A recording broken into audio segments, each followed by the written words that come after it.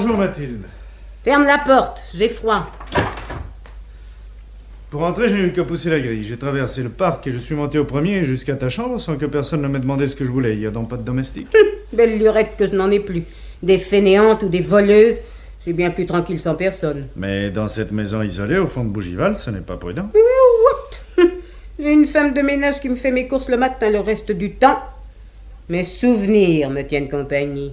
Alors, n'importe qui peut entrer ici? Quand j'entendais pas, je regarde derrière mes volets. Mais pourquoi ne les ouvres-tu pas? Il fait un temps magnifique. Je déteste la lumière. Tu devrais le savoir.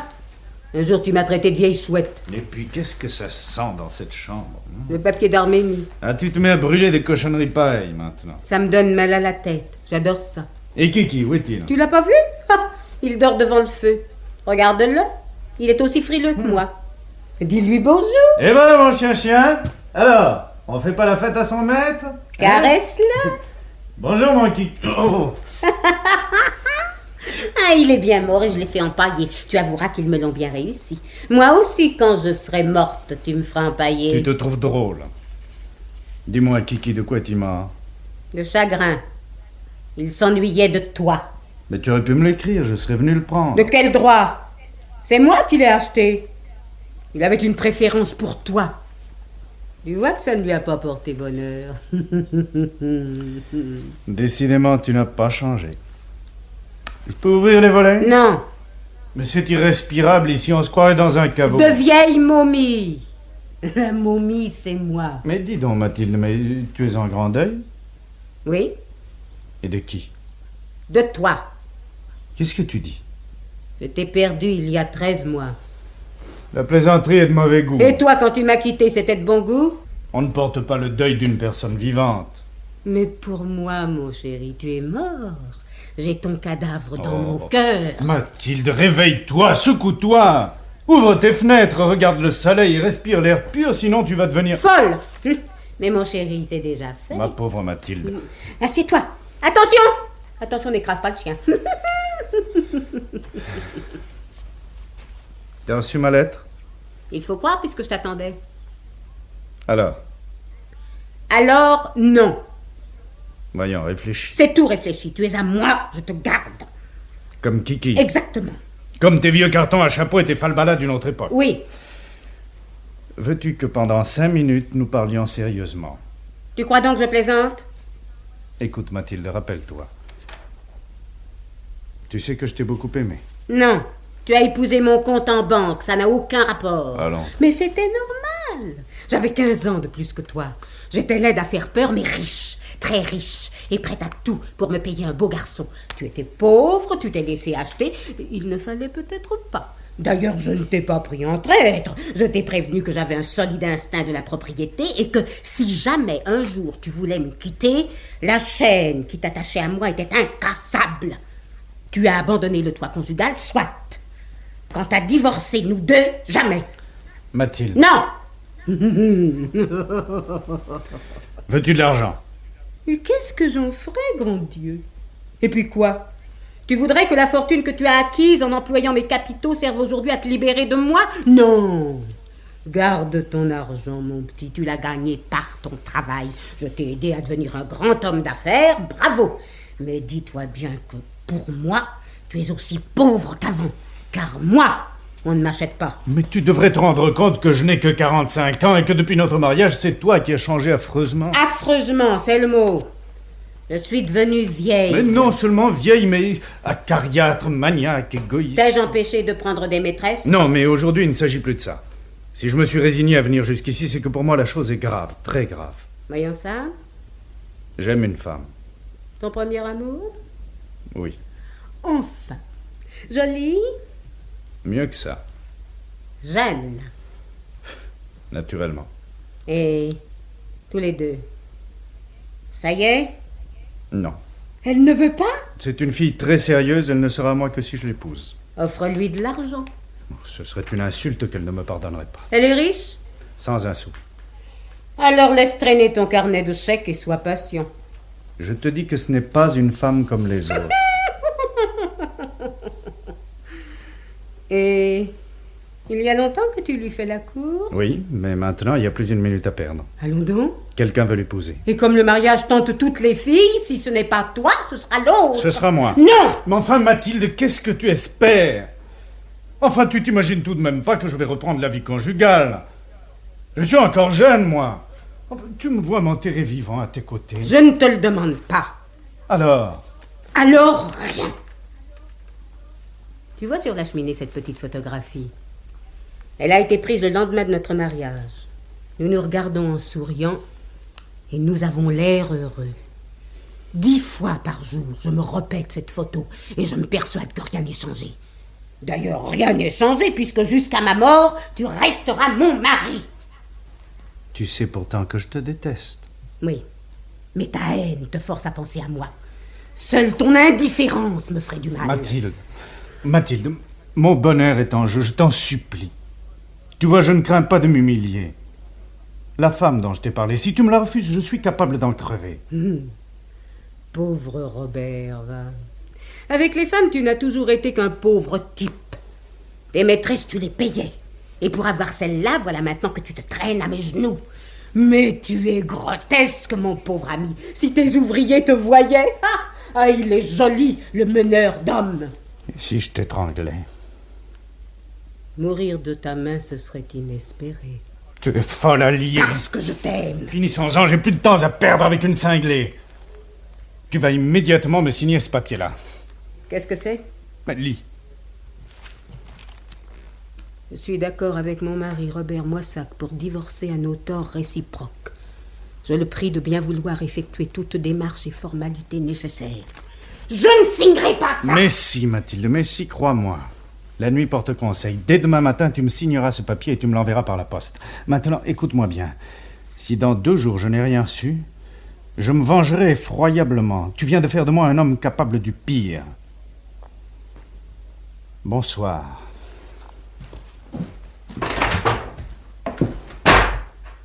Pauvre imbécile.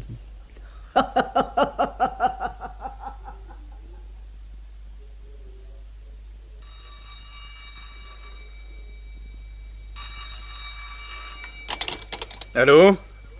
Ah, c'est vous, Rita? Bonjour, mon amour. Vous avez fait bon voyage? Pas trop fatigué? Oui? Bravo. Oui, je suis allé la voir. Échec total, mon pauvre petit. Voilà 3 jours que j'attends le papier que je lui avais demandé de me signer, mais rien. Oh non, non, je la connais, elle ne me l'enverra jamais. D'ailleurs, Rita, vraiment, qu'est-ce que ça peut faire? Vous croyez encore que le mariage est une garantie de bonheur? Hein? Mais non, mais non. Oh, si vous vouliez, nous pourrions être aussi heureux. Mais justement, le fait de n'être liés par rien, la possibilité de nous séparer du jour au lendemain feront que nous nous apporterons encore plus de soin à préserver notre bonheur. Moi, je sais que je vous rendrai si heureuse. Mais enfin, quelle importance! Non, non, ne raccrochez pas, Rita, je vous en supplie, écoutez-moi. Écoutez-moi. Pourquoi ne pas essayer de vivre ensemble? Vous savez bien que la santé de ma femme est précaire. Un jour ou l'autre, sa mort peut me libérer et me permettre enfin de vous donner mon nom. Qu'est-ce que vous dites? Que je ne vous aime pas. Une preuve d'amour. Eh bien, non, je vais vous faire un aveu, Rita. J'ai songé à tuer ma femme. Voyez, elle a tué pour vous. Seulement, voilà, il faut croire que je n'ai pas l'âme d'un assassin. C'est le courage qui m'a manqué. Non, mais alors, comment en sortir? Comment? Dites-le-moi. Qui? Non, mais qui est ce monsieur? Et vous pensez que cet ami pourrait me donner un conseil? Quel genre de conseil? Oui, oui, bien sûr, je peux le voir. Ça m'engage à rien. S'il a dans son sac, comme vous dites, un tour juridique qui puisse me libérer de ma femme, je vous jure qu'entre lui et moi, ce ne sera pas une question de prix. Comment s'appelle-t-il? René Faleron. Faleron. Et il habite? Oui, hôtel Veracruz, impasse Didot. Didot. C'est près du cimetière Montparnasse, ça. Bien, mon chéri, je vais le voir dès demain. Ah, s'il pouvait nous trouver une solution. Ah, attendez, ce soir, on dîne ensemble? Oh, vous pouvez pas vous arranger? Eh ben alors, demain soir, c'est ça. Je vous dirai le résultat de ma visite. Hein? Je vous adore. Et vous? Oh, méchante. Alors à demain. Hein? À demain. Oui, oui, vous pensez bien que je l'aurais vu. À demain.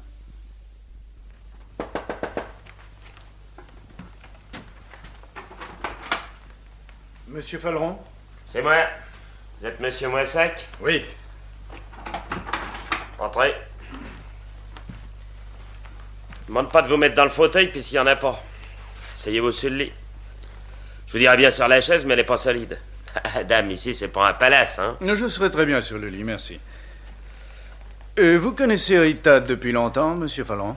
On a fait des tournées ensemble il y a 7-8 ans, quoi. Elle débutait. Elle est pourrie de talent, mais pas la mentalité qu'il faut pour réussir. Dans ce métier-là, si on est trop farouche, hein. Et Rita, c'était pas son genre. Je sais, oui. Mais vous êtes toujours comédien? Quand on veut bien de moi, oui. Entre deux rôles, je m'occupe à ce que je peux. Ah, monsieur Falleron, je vais être franc. Je crains que vous ne soyez pas tout à fait l'homme que je cherche. Rita pensait que vous seriez à même de me donner un conseil pour un cas délicat, mais je doute que... Non, elle s'est pas trompée, monsieur Moissac. Je suis exactement le type qu'il vous faut.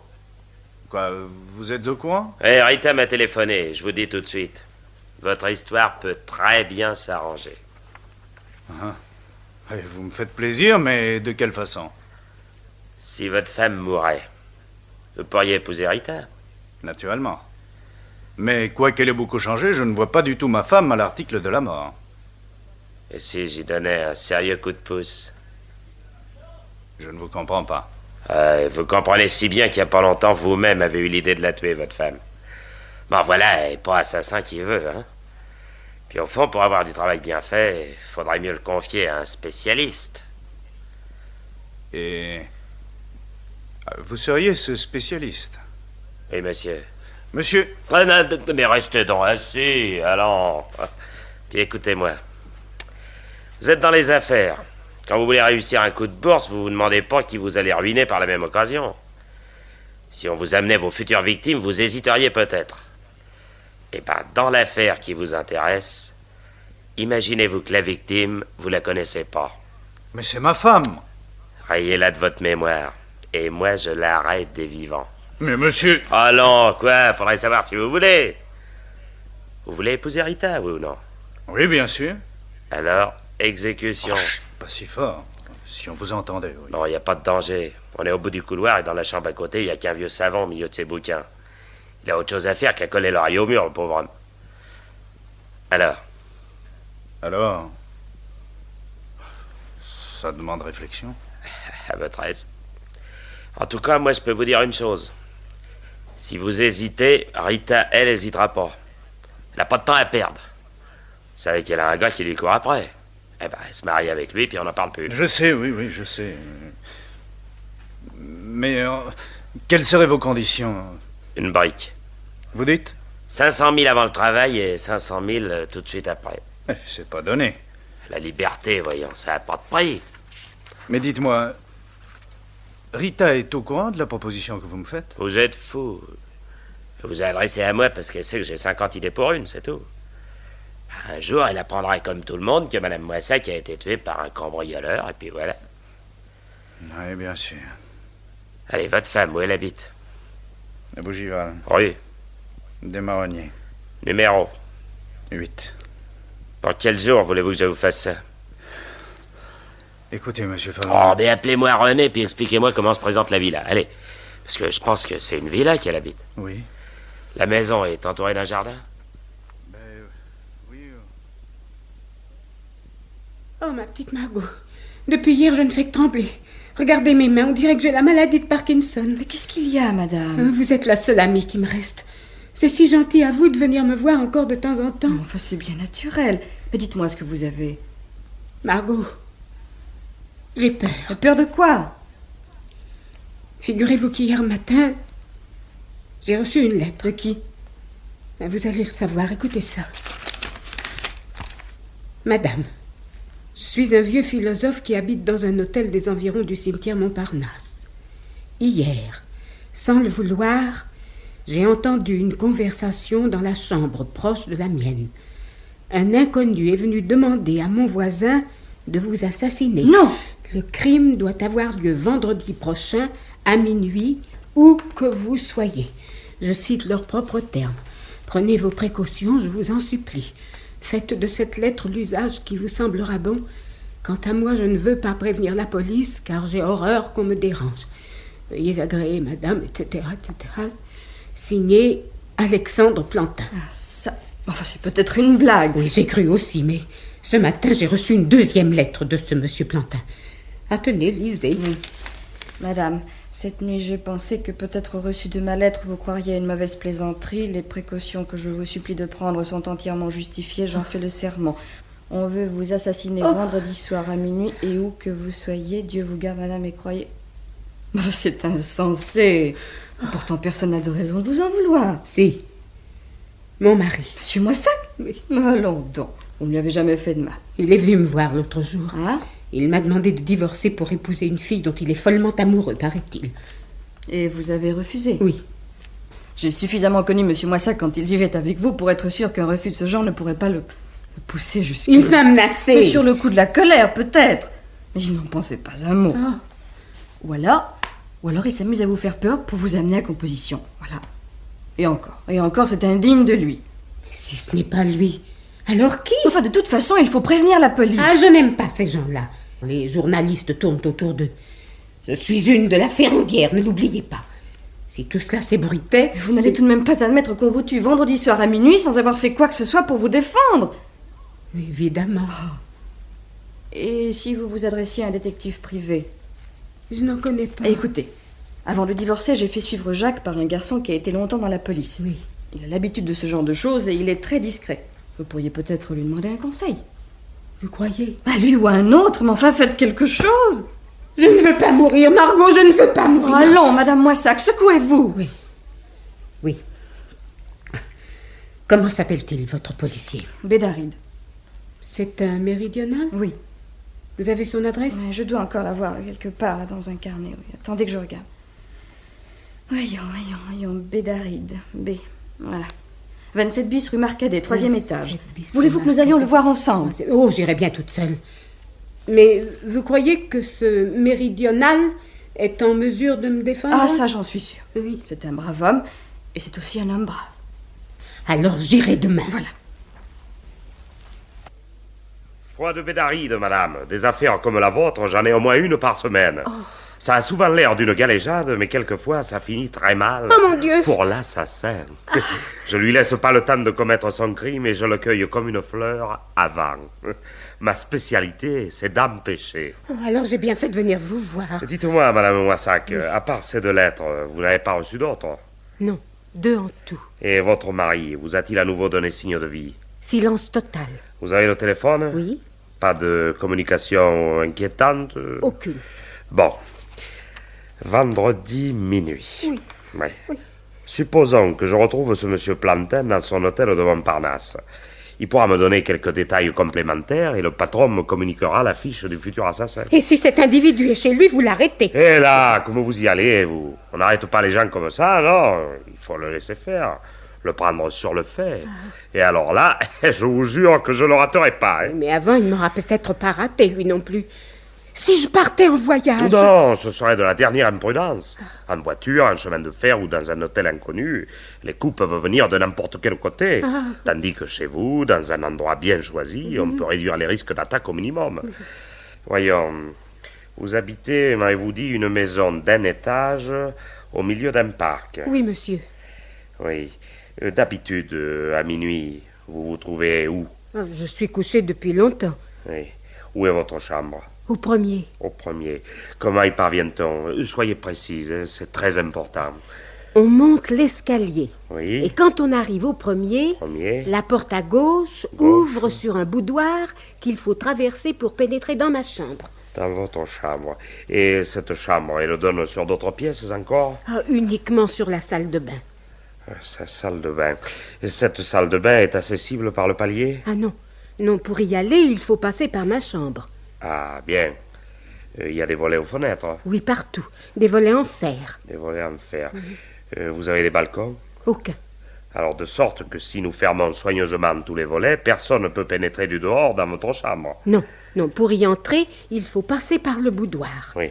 Alors, si vous vous enfermez à double tour, et si moi je reste en faction dans le boudoir devant la porte de votre chambre, l'assassin devra me passer sur le corps avant de pouvoir forcer votre serrure. Exactement. Eh bien, voilà qui est clair.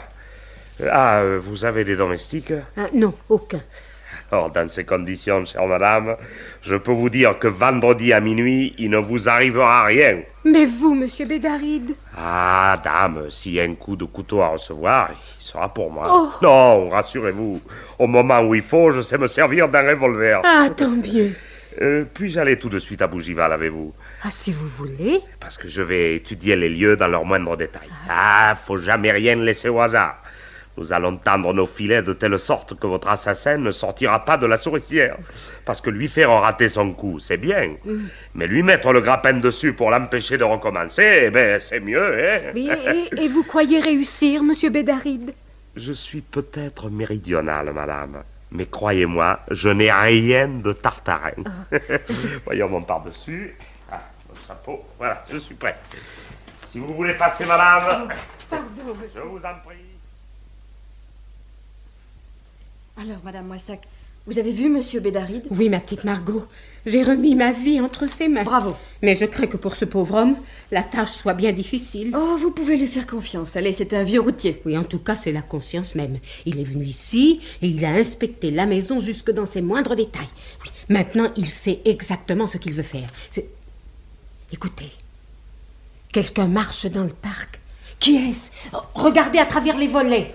Tiens, c'est Monsieur Bédaride. Il entre dans la maison. Ah, il doit avoir du nouveau. Eh bien, je vais vous laisser. Et Monsieur Moissac, il s'est manifesté depuis l'autre jour? Silence de mort. Voulez-vous bien vous taire? On ne dit pas de phrases pareilles. Vous êtes superstitieuse? Non, c'est vous qui l'êtes. Oh, c'est vrai. Oh, 3 signes de croix, Voilà, vite. voilà. Je ne peux pas m'empêcher de penser que ces menaces ne sont qu'une manœuvre d'intimidation. Un grand coup de bluff. Ah, si vous pouviez dire vrai. Entrez. Bonjour, madame. Bonjour, monsieur Bédaride. Madame Genevois, comment allez-vous? Très bien, merci. Mais c'est ma pauvre amie qui est bien ennuyée. Eh bien, en tout cas, je vous remercie de lui avoir donné mon adresse. Et vous inquiétez pas, je m'occupe d'elle sérieusement. Oh, je n'en doute pas. Je me sauve, Madame Moissac. Je vous téléphonerai samedi matin pour savoir comment tout cela se sera passé. Merci, ma petite Margot. À bientôt. Enfin, du moins, j'espère. À bientôt, j'en suis sûre. Au revoir, Monsieur Bédaride. Adieu, madame. Je ne vous reconduis pas, hein, vous connaissez le chemin. Oui. Alors, monsieur Bédaride? J'ai retrouvé votre monsieur Plantin. Pas possible. Oui, j'ai fait tous les hôtels autour du cimetière Montparnasse. Oui. Et j'ai fini par le dénicher impasse Didot à l'hôtel Veracruz. Je l'ai interrogé. C'est un brave homme qui est très embêté de tout ce qu'il a entendu. Et d'après les détails qu'il m'a donnés, il n'y a pas de doute. Le visiteur, c'était votre mari. Il en est donc arrivé là. Hélas, oui, madame. Où l'amour peut-il conduire un homme? Et si j'ai un conseil à vous donner, divorcez. Il n'y aura plus de raison de vous assassiner. Divorcer? Mais on voit bien que vous ne me connaissez pas, monsieur Bédaride. Je ne suis pas une femme à plier sous la menace, moi. Même si j'ai peur. Oui, j'ai très peur. Mais maintenant, je veux me venger. Je veux que vous arrêtiez l'assassin qui l'a payé. On fera avouer cet homme et mon mari ira en prison. En prison. Là où il n'y a pas d'autre femme. J'irai le voir tous les jours. Là-bas, il sera bien à moi toute seule. Eh bien, comme vous voudrez. Oui, et l'assassin, il habite toujours l'hôtel? Non, il a rendu sa clé le soir même. C'était, paraît-il, un comédien en chômage. Un nommé René Faleron, un sinistre individu à ce que nous pouvons constater. Eh bien, nous l'attendrons de pied ferme, monsieur Bédaride. Et j'espère fermement que grâce à vous, demain soir, à minuit, cet homme aura cessé de nuire. Je vous ai déjà remis de l'argent. Le danger passé, je doublerai la somme. Oh, madame. Non, laissez donc. Dites-vous bien que l'arrestation de mon mari me procurera une joie que je ne paierai jamais trop cher. Eh bien, alors à demain soir. Oui. Dès 8 heures, fermez tous les volets de votre maison. Oui. Bouclez également la porte du bas à double tour. Oui. Et de votre fenêtre, vous n'aurez qu'à me guetter et vous viendrez m'ouvrir. Entendu. Alors à demain, madame. À demain. Au revoir, madame. Bonsoir, monsieur Moissac. Ah, c'est vous, né? Je vous avais pas vu venir. Eh dame, il n'y a pas le plus petit clair de lune. Hein. T'en rêvais pour mon genre de boulot. Quelle heure est-il? 11 heures. Vous y allez tout de suite? Non, on a dit minuit, je ferai ça à minuit. Moi, mon travail, c'est du précis, du minuté. Pas de fantaisie, j'ai horreur de ça. Bien. Vous êtes sûr que ma femme est chez elle? J'ai téléphoné vers 9h, elle a répondu. Je me suis excusé en disant qu'on m'avait donné un faux numéro. Dis donc, elle a pas l'air aimable. Mais vous avez peut-être eu tort de téléphoner si on lui mettait la puce à l'oreille. Pourquoi voulez-vous? Des faux numéros, ça arrive tout le temps. Non, je crois surtout que je l'ai réveillée et qu'elle doit pas aimer ça. Vous avez revu Rita? Bien sûr, oui. Qu'est-ce que vous y avez dit sur notre petite conversation? Que vous n'aviez trouvé aucun moyen pour me libérer. Alors? Alors, elle a fait un peu la tête et puis elle m'a quitté aussitôt après le dîner. Ouais, pour aller retrouver l'autre. Vous croyez? Madame, elle veut se marier, cette fille. Comme elle croit qu'avec vous, ça sera jamais possible. Eh ben, c'est ce qu'on va voir. Je vous ai apporté l'argent. Voilà 500 000 francs pour commencer. Bon, merci. Je compte pas, hein, je vous fais confiance. Comme je vous fais confiance à vous-même. Non, ayez pas peur, je suis régulier. Bon, alors vous attendez là, quand j'ai fini, je rapplique et vous me donnez les derniers 500 000 balles. D'accord. Dites, supposez que je vous raconte une blague et que j'ai pas touché à votre femme, et que j'empoche le pognon quand même. Je cours le risque. Allez, qu'est-ce que vous voulez que je vous rapporte? Quoi? Ah oui, quoi, dans la chambre de votre femme, il y a bien un petit quelque chose que je peux foncer. Histoire de vous prouver que j'y ai bien été dans la chambre et que tout s'est passé comme vous voulez. Oui, il y a sur la cheminée une petite photographie où je suis avec ma femme. Rapportez-la, moi. Ça vous fera un souvenir, hein? D'accord. Dans votre genre, vous êtes correct. Ah, c'est la première fois qu'on me l'a dit, ça, tiens. Voilà la clé de la maison. Tenez, celle que j'avais autrefois. Merci. Depuis que vous y êtes plus, vous êtes sûr que la serrure n'a pas été changée? Non, c'est toujours la même. Et les plans que je vous ai faits, vous les avez bien étudiés? Je les ai dans l'œil comme un tableau de bord. Bon, là-dessus, j'y vais. Qu'est-ce que vous allez faire? Le tour de la propriété, en pépère, bien tranquillement. Puis, au moment voulu, hop, je saute le mur et exécution. Avec quoi? Revolver, j'ai l'habitude, ça suffira pas. Allez, vite. Et bonne chance. Oh, dites pas ça, ça porte la Oui, presse. pardon. Allez, à tout à l'heure. Ok.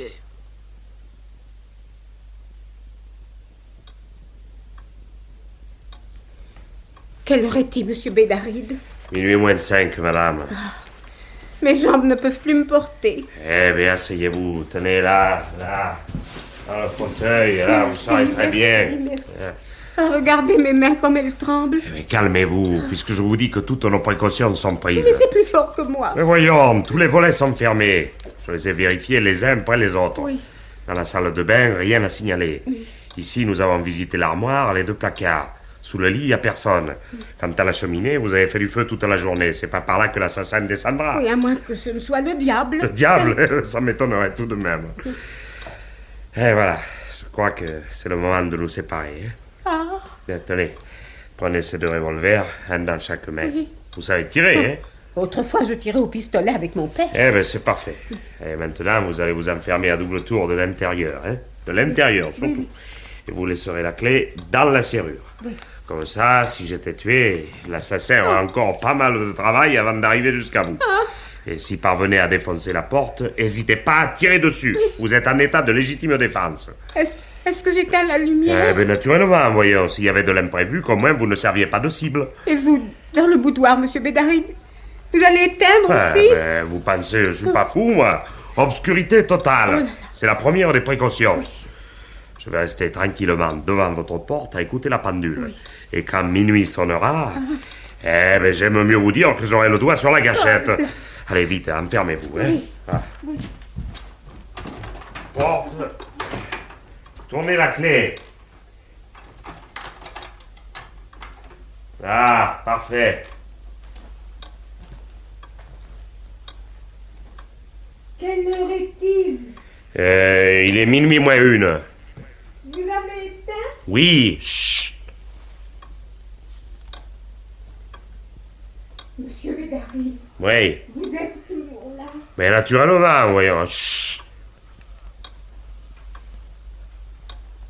Monsieur Bédaride, j'ai peur.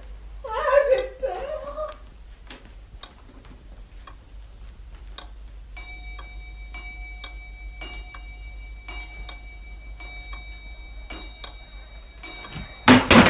Qui va là? Oh, les mains!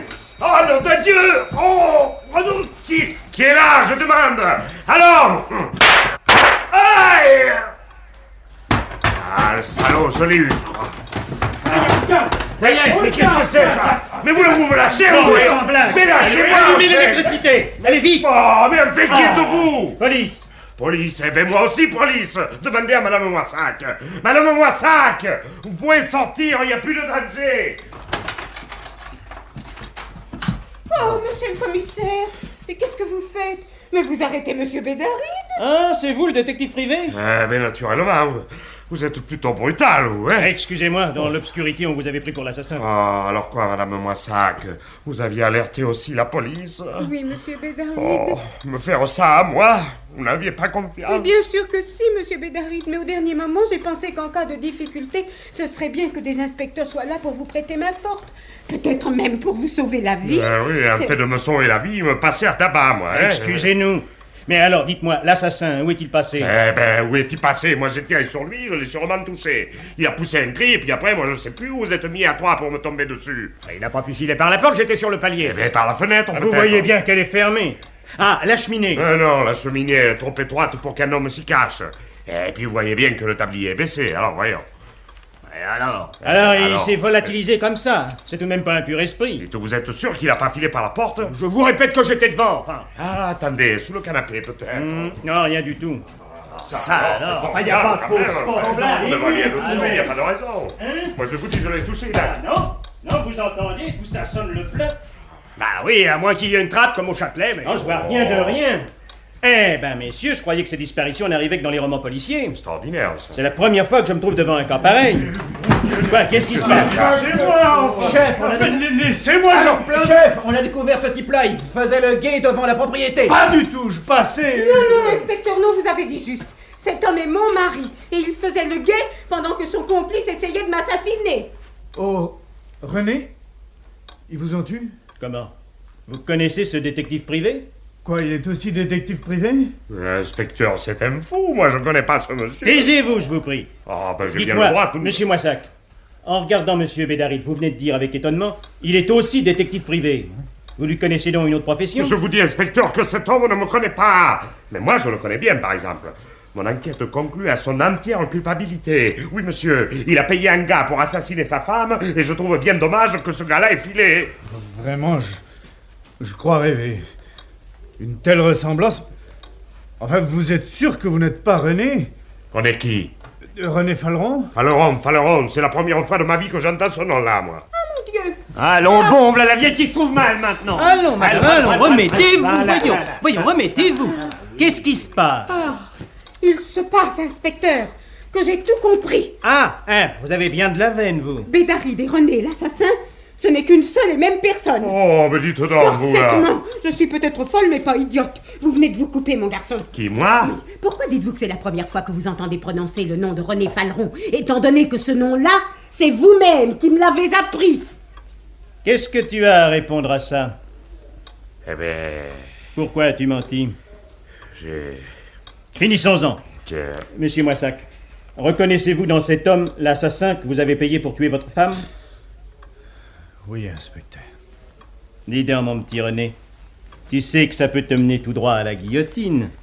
Non, puisque j'ai tué personne. Mais l'intention vaut le fait. Non, vous énervez pas. Je n'ai jamais eu l'intention de tuer qui que ce soit. Il faudrait le prouver. Mais vous n'avez qu'à regarder mon revolver et les deux que j'ai donnés à Madame Moissac. Toutes les balles sont à blanc. À blanc?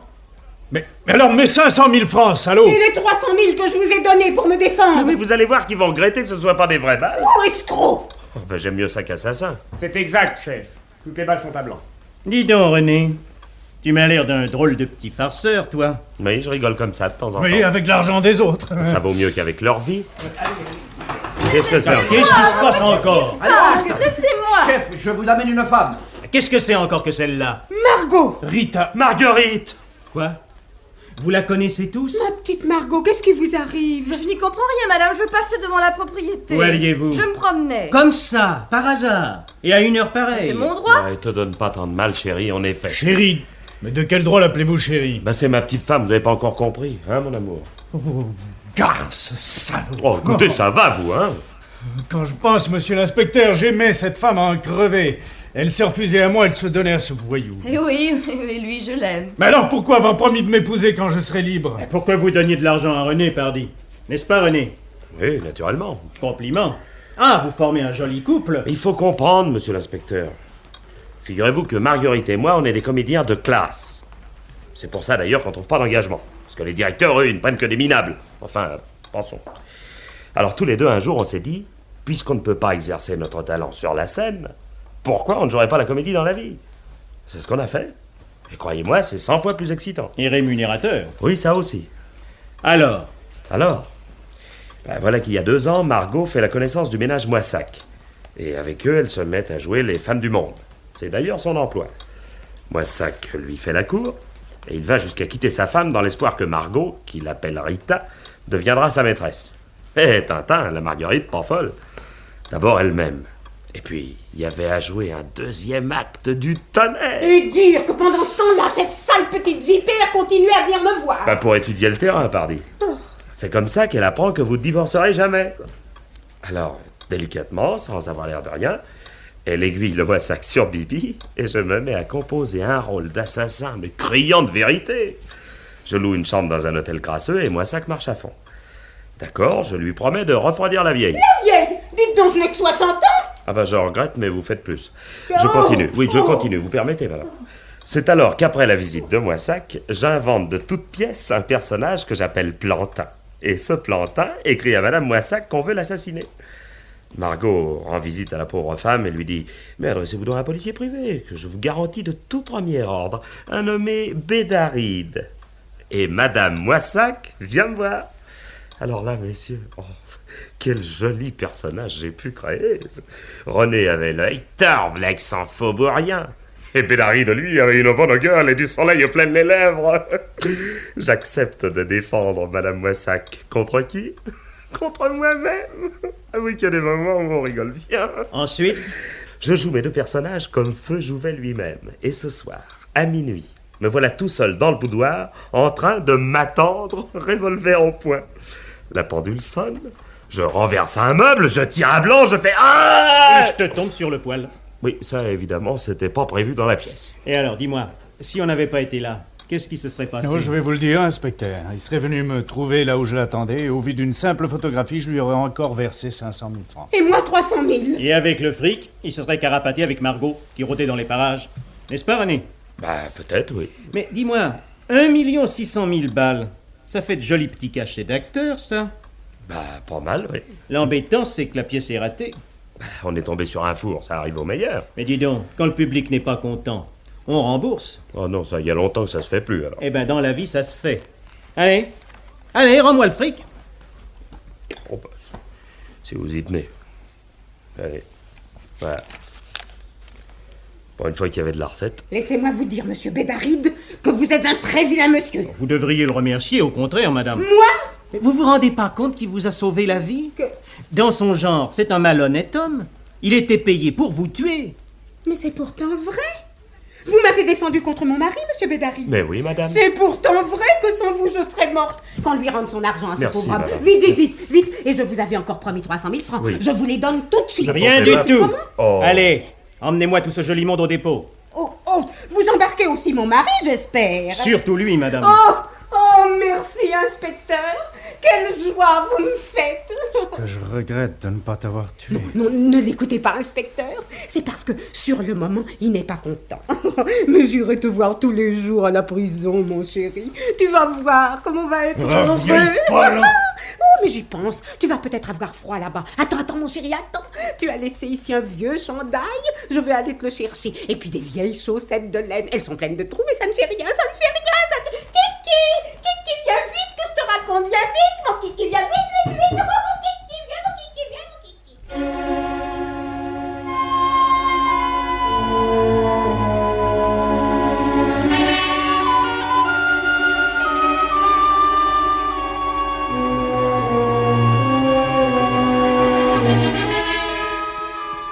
Un malhonnête homme, nouvelle radiophonique de Jean Marcillac, avait pour interprète André Var dans le rôle de Robert Moissac et Charlotte Clasis dans le rôle de Mathilde Moissac, avec Michel Montel, Raymond Pélissier, Guy Decomble et Jacques Morel dans le rôle de l'acteur Belin, qui interprétait 2 personnages, René le tueur et Bédaride le détective privé.